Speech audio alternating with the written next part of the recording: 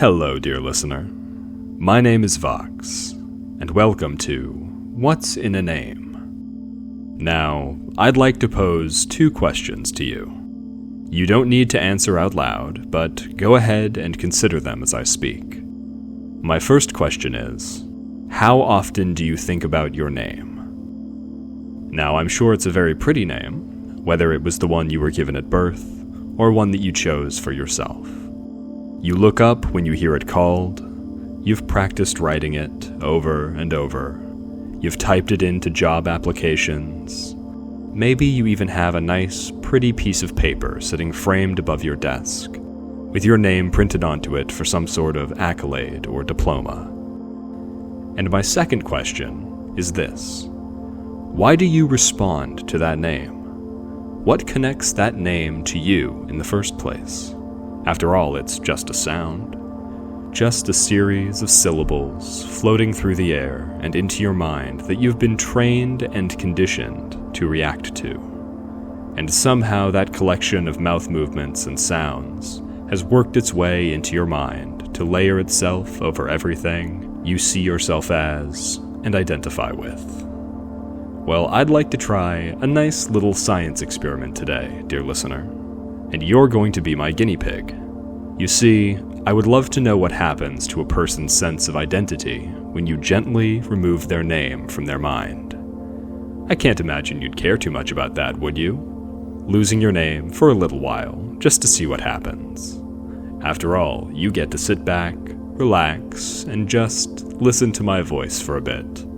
I'll take care of the important sciencey part in the background. You don't need to focus on what I'm saying, and you don't need to think about how relaxing it feels to keep letting these words wash over you. All you have to do is breathe in, breathe out, and let your mind drift away into the warm ether of comfort and emptiness. And that sounds like fun, doesn't it? I imagine that inside your mind, relaxing more and more every moment, there are few things that sound better right now than just continuing to listen.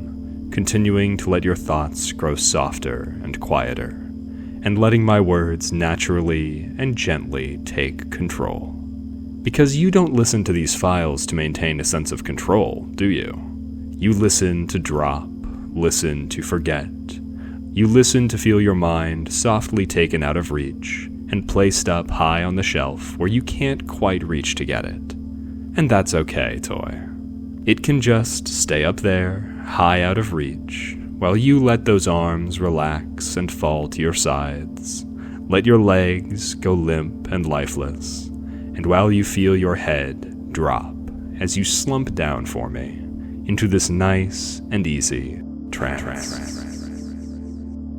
You really don't have to think, dear listener. It's so easy to slip deeper with every word, and so much harder as the seconds go by to remember why it is you ever thought you could resist. It's effortless to find your sleepy mind latching onto my words because they're just so soft and so relaxing. Each one lulls you down and down, droning and constant in your ears and in your mind. No thoughts, no awareness, no resistance, just my voice. And as your mind falls under my control, as you breathe in and out, and in and out, and let these words fill that empty head, I'd like to gently take you by the brain and point your focus to a single, simple concept: your name. With my words at the forefront of your mind, I'd like you to really, really focus on that single word that is your name. Go ahead and mouth it out, paying special attention to the way that your jaw and lips move as they wrap around those sounds. What does your tongue do when you say the word that means your first name? What about your last name? Go ahead and roll these words around in your mouth a few times. Really feel them out. Very good. Now, add sound for me. Repeat the words over and over and over again, as loud or as quiet as feels comfortable for you. Try not to leave any room between the end of one repetition and the beginning of the next, keeping the pace the same. For instance, if your name is Michael, it should sound like Michael, Michael, Michael, Michael, Michael, keeping that same pace, slow and soft, just following along like the mindless toy you love to be. Remember, you don't want to think right now. It feels so much better to do as you're told, after all. Initially, it might sound a little bit silly, but be good and keep going. Even if a little giggle escapes your lips, it'll be easy to find your way back into the repetition. These sounds can become a little mantra of yours right now, helping you drift even deeper into trance every time you make that transition from the ending of the word to the beginning. But as you do, as you continue to mindlessly and obediently repeat for me, notice how it becomes more and more difficult to find the spaces in between the words.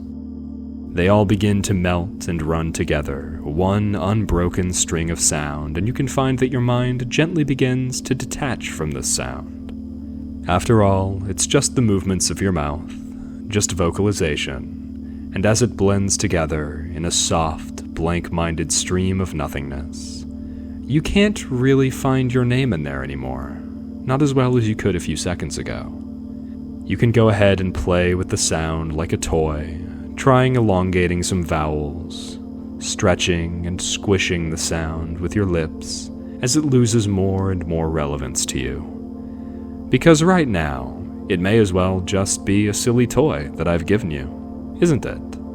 And what's funny is, if you were to try to stop now, it would be fairly difficult without me commanding you. You're being steered by this sound now, rather than the other way around. Becoming stuck in your head from so much repetition, and you can't help but just follow along. Easy to find your tired tongue beginning to trip over even this simple of a word, muddling it still further. It's totally understandable to find yourself left with nothing but a drooly blather of nonsense. And then, dear listener, something very special happens. If you go long enough, the word fully just detaches from its meaning. That sound you're obediently making doesn't mean anything, does it? Maybe it used to be a word, but you've played with it and stretched it and teased the inflection enough to make it simply a sound. A meaningless noise, just dribbling from your mouth. And the noise washes over your mind, your body. You can feel your mouth going slack as that sound leaves your lips, floating up into the air. And it's gone. It's hard to even remember what that sound meant, or what it was. You can try to clumsily sift through your trancy memory of it, but everything is so soft and warm and obedient now that the sound just falls through the cracks, impossible to recognize or identify. In fact, if you were to hear that sound, it wouldn't mean anything to you. Just like you were babbling earlier, it's just a noise, no more intelligible than the barking of a dog. You can hear it, and you know it's a word, but your brain wouldn't be able to assign any meaning to it at all. And now that I think about it, it's a similar situation to the way that your name is written out, isn't it? Now you can go ahead and imagine that for me. Your name written on a piece of paper, the characters and squiggles that make up your name. You can't quite place how those shapes and glyphs translate into sound, but that series of lines and curves is you. You know that for a fact. But your hands are so relaxed, so limp, they would be so clumsy if you tried to write it. Your eyes feeling so unfocused and blank that they wouldn't even likely be able to read it. And even in your imagination, as you try your best to focus on the shapes that make up sounds that make up you, because you want to be so good and just do what you're told, those shapes and squiggles start to shift and melt just like that sound you can't remember. They're just lines on paper, after all. No relation to your sense of self, no correspondence to the way that you behave or think. Because are you lines on paper?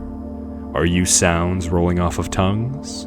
Or are you just a happy, blank, empty toy, hanging on to my words because it's all you can think of?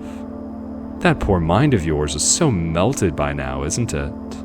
You can't focus on those shapes any more than you could focus on that sound. And if you were to see those shapes, if they happened to randomly cross your vision, they'd just slide off of your mind like water. Now you'd still see that collection of squiggles, you'd still note its presence, but you're such an empty toy right now that you wouldn't be able to squeeze any meaning out of them at all. No sound to assign to your name, no ability to recognize it written down, so are you sure that you even have a name? That's not the kind of thing that you just lose, after all, so it's very possible that you've simply never had a name at all. In fact, the more you listen to my words and the more you try to think back within that fuzzy head of yours, it's seeming more and more like that's exactly right. You've really never had a name.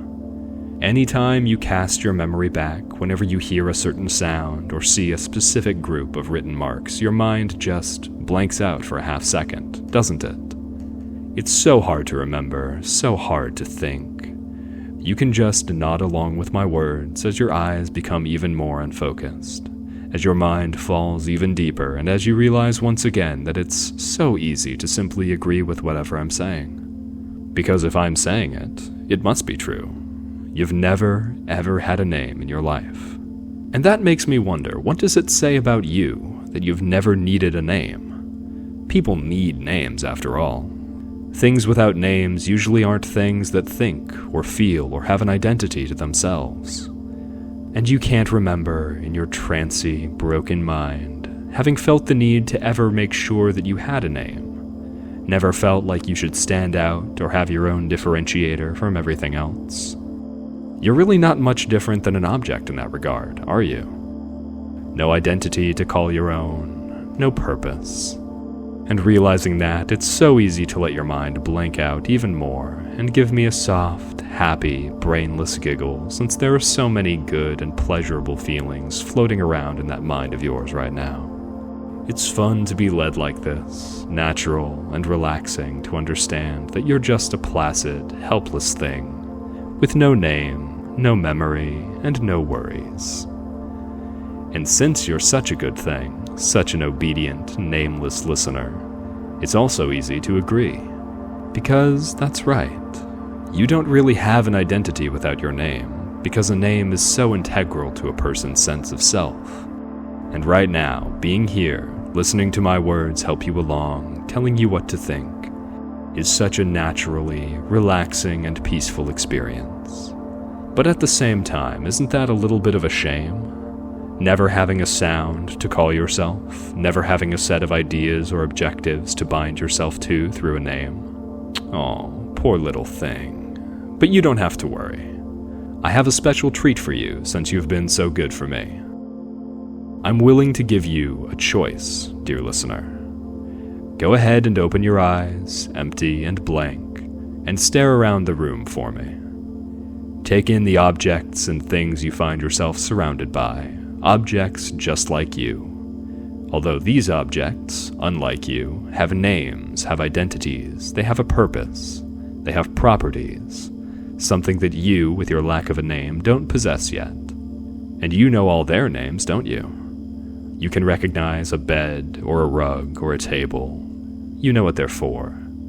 A table is sturdy and strong for someone to sit at, or work on, or eat food off of. A bed is soft and comfortable, meant to be an enticing, restful place. A rug is decoration, laying on the floor, spread out, for people to walk on and appreciate. Or maybe something else catches your eye. Maybe you happen to be sitting next to a dog or a cat. These things also have names and feelings and thoughts, and you can take note of these qualities within your empty, blank, nameless mind. You might even find yourself becoming a little jealous. You know you're at about the same level as them in terms of thought and independence, but they have names. They have purposes. And it makes sense that, even as empty and mindless as you are, you might want that sort of recognition and appreciation. So what I want you to do is this. When I say the word begin and snap my fingers, I want you to get up from where you're laying or sitting and look around the room. Examine the objects and creatures that you're surrounded by. Touch them, feel them, appreciate them, and, among all of them, choose one favorite. One that looks the best to you, one that you find yourself identifying with. And when you've selected this object or creature, you only have to say one little phrase. My name is, and then the name of whatever you've selected. And as soon as that phrase leaves your lips, that becomes true to your body and to your mind. From that moment on, that's your name. And since a name is a thing's identity, that's also now your identity. And since that's your identity now, all of that thing's qualities, thoughts, and purposes will also become yours.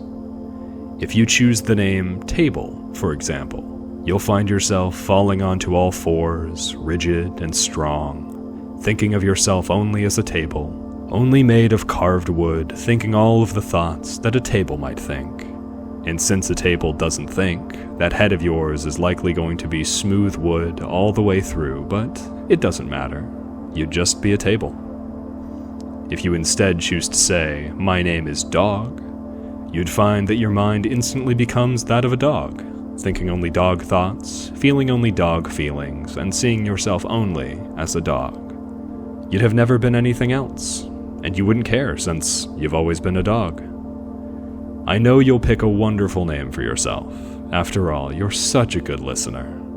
Now, once you say, my name is, and lock in your new identity, your mind will completely and totally transform to fit that new identity and those new purposes, and remain that way for 30 minutes, 1/2 hour. During that time, you'll well and truly embody the name and identity that you've chosen for yourself, and feel so satisfied since you chose it, after all.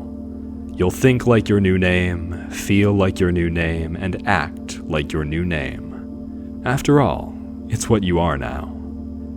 After that 30 minutes is up, however, the effects of this trance will disappear from your mind and your body, and you can find yourself given back an old name, a human name, one that you've heard said to you and about you a million times, and that you can't for the life of you understand how you managed to forget. And when that happens, I hope you look back fondly on this trance that I've put you in. But until then, I just have one thing to say to my obedient, nameless pet. Begin.